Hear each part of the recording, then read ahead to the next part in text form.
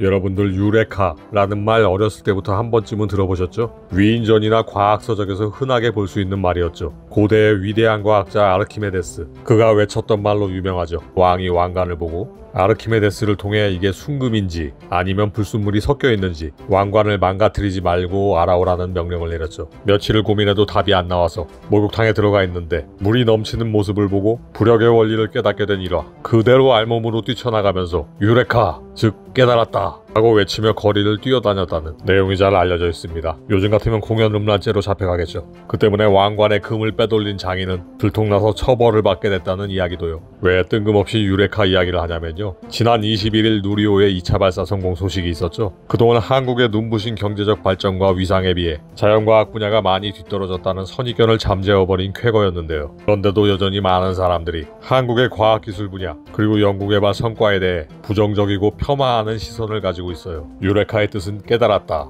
이런 말이죠. 오늘은 한국에 대한 잘못된 선입견을 또 한번 깨트리고 유레카, 깨달을 수 있는 그런 이야기입니다. 현지 시각으로 6월 22일 포르투갈의 수도 리스본에서는 세계 최대의 공동 연구 개발 플랫폼 유레카 총회가 열렸습니다.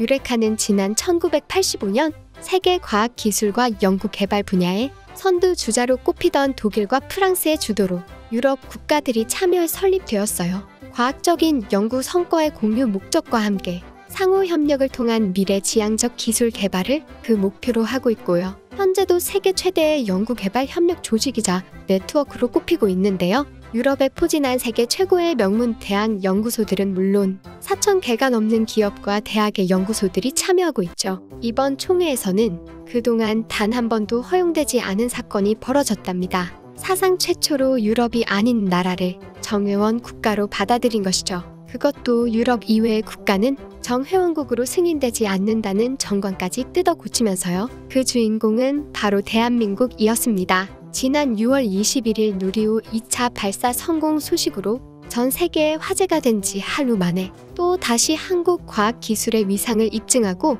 우수한 R&D 역량을 세계적으로 인정받은 것이죠. 이번 유레카 정회원국 승격을 통해 유럽과 더욱 활발한 과학기술 분야의 상호 협력이 이루어질 수 있게 되었고요. 한국은 앞으로 유레카 내의 정책 결정에서 의결권을 확보하게 되었습니다. 무엇보다 신규 프로그램의 승인 권한을 가질 수 있다는 점이 가장 큰 성과라고 할 수 있는데요. 한국의 주도 아래 기술 개발과 공동 연구를 적극 추진할 수 있게 된 것이죠. 이를 통해 무척 다양한 효과를 기대할 수 있는데요. 공급망 경쟁에서 한 발 더 유리한 위치를 선점할 수 있게 되었고요. 21세기의 가장 중요한 이슈로 부상한 탄소 중립 정책에도 점 영향력을 행사할 수 있게 되었어요. 또 디지털 프로세스로의 전환 등의 글로벌 과제에 있어 한국이 기술을 주도하면서 유럽 회원국들의 적극적인 참여로 협력 효과를 극대화할 수 있게 되었죠. 하지만 이런 성과가 그냥 저절로 이루어진 것은 아니랍니다.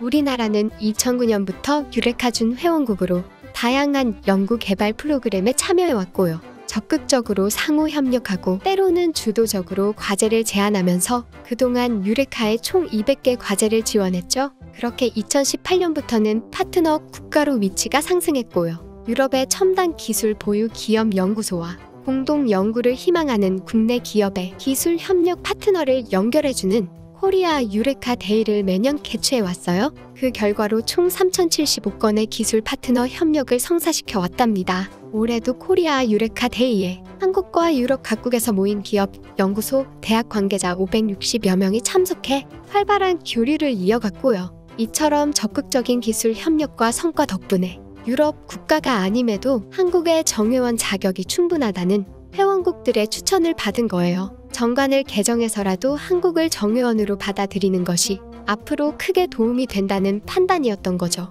많은 한국 사람들은 한국의 과학기술력을 과소평가하는 경향이 있어요. 단지 노벨상 수상자가 없다는 이유만으로요. 하지만 한국의 과학기술력은 매체에 따라 조금 순위가 다를 뿐 세계 10위권을 벗어나지 않고 있답니다. 이는 한국의 경제력이나 위상에 비해 전혀 낮은 위치가 아니에요. 한국의 국방과학기술은 2018년 조사에서 이탈리아와 함께 세계 9위로 평가되었어요. 그리고 많은 분들이 오해하는 것이 있죠. 한국이 연구 개발에 투자를 안 한다고 생각하는 건 말이에요.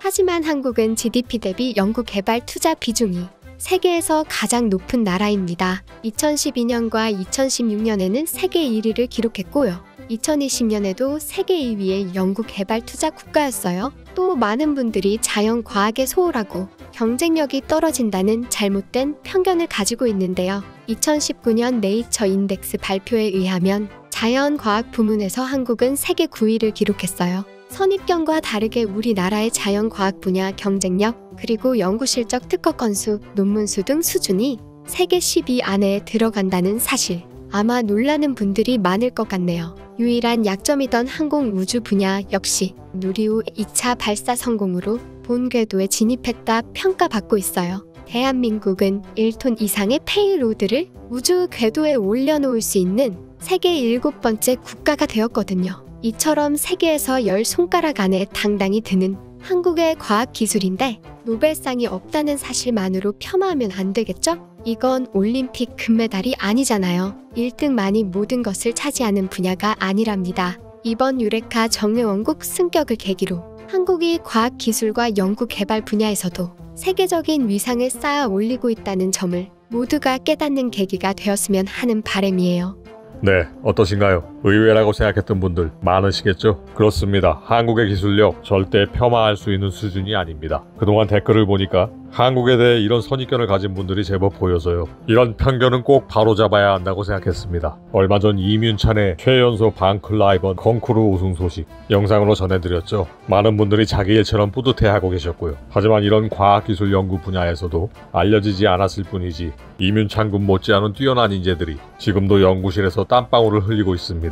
그런데 단지 노벨상 수상자가 없다는 사실만으로 한국의 과학기술을 지나치게 폄하하는 그런 시선은 더 이상 없었으면 좋겠어요. 이제는 시대가 바뀌었습니다. 과거에는 기술 자체가 평준화되지 않았기 때문에 최초의 발견이 무척 중요했죠. 그래서 특출난 천재의 연구 성과가 산업 전반에 미치는 영향이 컸어요. 하지만 20세기 후반부터 21세기에 접어들면서 어지간한 분야에서는 대부분의 발견이 이루어졌습니다. 그 때문에 세계적으로 기술의 상향 평준화가 이루어졌고요. 그로 인해 먼저 어떤 걸 발견하는 그 자체보다 지금까지 발견한 지식과 기술을 어떻게 활용할 것인가, 이게 훨씬 더 중요한 세상이 되고 있습니다. 그래서 이제는 노벨상 수상이 어떤 나라의 기술력을 전부 대변할 수 없다는 사실을 인식해야 합니다. 앞서 보신 것처럼 한국의 기술력, 연구 개발에 종사하고 있는 인재들의 우수성은 여러분들이 생각하시는 것 이상이에요. 각계각층에서 실적을 올리고 있고 꾸준하게 성과를 발표하는 한국의 유능한 인재들 정말 많습니다. 해외 유학파뿐만이 아니라 국내에서도 20대의 박사를 이미 취득한 뛰어난 인재들이 참 많아요. 언론에서 최초를 좋아하고 최연소 이런 거 좋아하고 화제를 퍼뜨리지 않을 뿐이죠.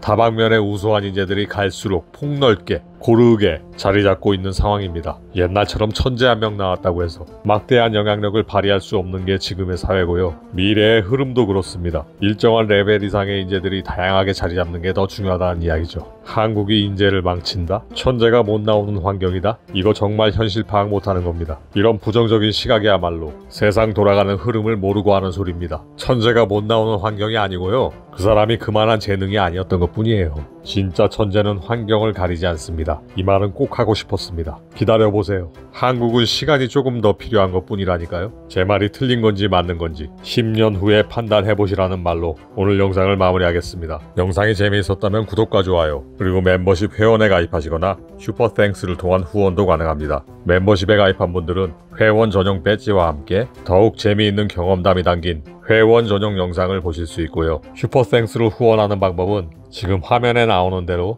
내용을 참조하셔서 직접 후원할 금액을 선택하실 수 있습니다. 슈퍼땡스로 후원된 금액은 전액 어려운 이웃들을 위해 기부할 예정입니다.